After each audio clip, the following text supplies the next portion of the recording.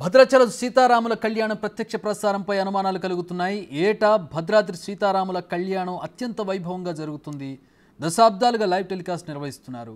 భద్రాచలం వెళ్లి కళ్యాణాన్ని చూడలేని భక్తులు టీవీల్లో ప్రత్యక్ష ప్రసారం చూసి రాములూరి కళ్యాణాన్ని చూసి తరిస్తారు. అయితే ఈసారి ఎన్నికలు కూడా అమల్లో ఉన్నందున ప్రత్యక్ష ప్రసారాన్ని నిర్వహించడంపై నీలినీడలు కమ్ముకున్నాయి. భద్రాచలంలో ఏటా శ్రీ సీతారాముల కళ్యాణం అంగరంగ వైభవంగా జరుగుతుంది. ఆ రామయ్య కళ్యాణాన్ని తిలకించేందుకు లక్షలాది మంది భక్తులు భద్రాద్రికి తరలి వస్తుంటారు. ప్రత్యక్షంగా కళ్యాణాన్ని చూసేందుకు వీలుగాని భక్తులు లైవ్ టెలికాస్ట్ ద్వారా టీవీల్లో వీక్షించి తరిస్తుంటారు. కోట్లాది మంది భక్తులు టీవీల్లో శ్రీ సీతారాముల కళ్యాణాన్ని చూస్తూ పరవశించిపోతుంటారు. అయితే ఈసారి మాత్రం భద్రాద్రి రాముడి కళ్యాణాన్ని టీవీల్లో చూసే అదృష్టం లేనట్టే కనిపిస్తోంది. అందుకు త్వరలో జరగనున్న ఎన్నికలే కారణంగా తెలుస్తోంది. తెలంగాణలో మే 13న పార్లమెంట్ ఎన్నికలు జరగనున్నాయి. ఈ నేపథ్యంలో రాష్ట్ర వ్యాప్తంగా ఎన్నికలకు కూడా అమల్లో ఉంది. అయితే ఎన్నికలకు కూడా అమల్లో ఉన్నందున లైవ్ టెలికాస్ట్కు అనుమతి ఇవ్వలేమని ఈసీ తేల్చి చెప్పింది. లైవ్ రిలే ఇవ్వడం ఎన్నికల కోడ్ను ఉల్లంఘించడమే అని స్పష్టంగా చీఫ్ సెక్రటరీకి చెప్పింది. గత 40 ఏళ్లుగా ప్రతి ఏటా లైవ్ టెలికాస్ట్ అవుతుందని ఈసీకి ప్రభుత్వం రిక్వెస్ట్ పెట్టింది. లైవ్ టెలికాస్ట్ను కోట్లాది మంది ప్రజలు చూస్తారని ఎన్నికల సంఘానికి దేవాదాయ శాఖ లేఖ రాసింది. మరోవైపు ఎన్నికల కోడ్ అమల్లో ఉండడంతో కళ్యాణ క్రతువుకు సీఎం రేవంత్ రెడ్డి కూడా దూరంగా ఉండనున్నారు. దీంతో ప్రభుత్వం తరపున ముత్యాల తలంబ్రాలు, సీఎస్ శాంతికుమారి, దేవాదాయ శాఖ అధికారులు పట్టు వస్త్రాలు సమర్పించనున్నారు. రేపు మిథిలా స్టేడియంలో అభిజిత్ లగ్నంలో శ్రీ సీతారాముల కళ్యాణ మహోత్సవం జరగనుంది. 18న మహాపట్టాభిషేకానికి గవర్నర్ సిపి రాధాకృష్ణ హాజరయ్యే అవకాశం ఉంది. గత 5 రోజుల నుంచి స్వామివారి కళ్యాణాన్ని వీక్షించడానికి భక్తులు కదిలి వస్తున్నారు. పెరిగిన ఎండలకు సైతం లెక్క చేయకుండా భద్రాచలం చేరుకుంటున్నారు భక్తులు. కళ్యాణానికి వస్తున్న భక్తుల కోసం భద్రాద్రి దేవస్థానం అధికారులు అన్ని ఏర్పాట్లు పూర్తి చేశారు. వివిధ ప్రాంతాల నుంచి కదిలి వచ్చే భక్తులకు ఉచిత దర్శనాన్ని కల్పిస్తున్నారు. ఉచిత భోజన వసతి సదుపాయం ఏర్పాటు చేశారు. అధిక సంఖ్యలో భక్తులు వచ్చి స్వామివారి కళ్యాణాన్ని తిలకించి తరించాలని అధికారులు కోరారు. మొత్తంగా దేవాదాయ శాఖ రాసిన లేఖకు ఈసీ అనుమతిస్తుందా లేదా అన్నది మరికొద్దిసేపట్లో తేలబోతోంది. అయితే భద్రాద్రి రాముడి కళ్యాణానికి ఎన్నికలకు సంబంధం ఏంటనేది చాలామంది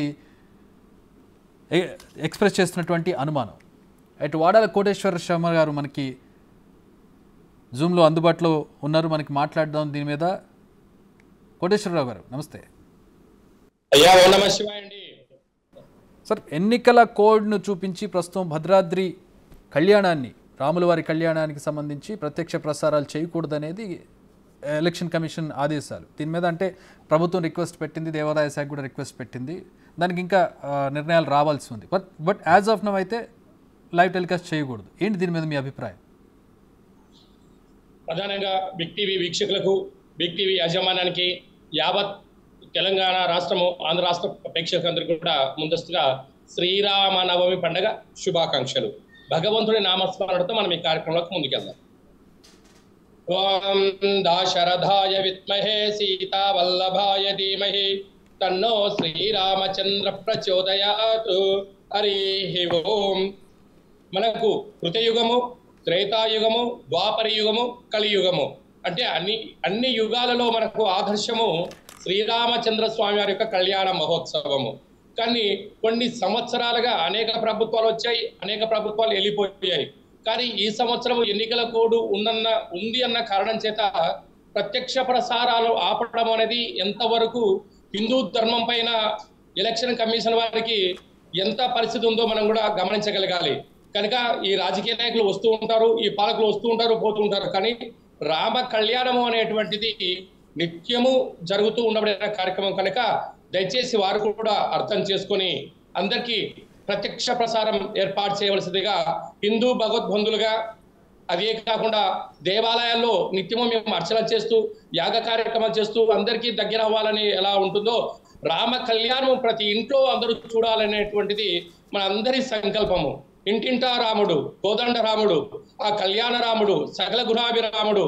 కనుక మనం అందరము మొట్టమొదటిసారిగా 500 సంవత్సరాల తర్వాత అయోధ్యలో ప్రతిష్ఠ తదనంతరము మొట్టమొదటిసారిగా వస్తున్న కళ్యాణము అందరికీ చూడాలనే ఎంతో కుతూహలంగా ఉంటుంది. కానీ ఈ ఈసీ ఎలక్షన్ కమిషన్ వారు ఇలా చేయడం అనేది తగ్గదు కాదు అని చెప్పి మా విన్నపం అండి.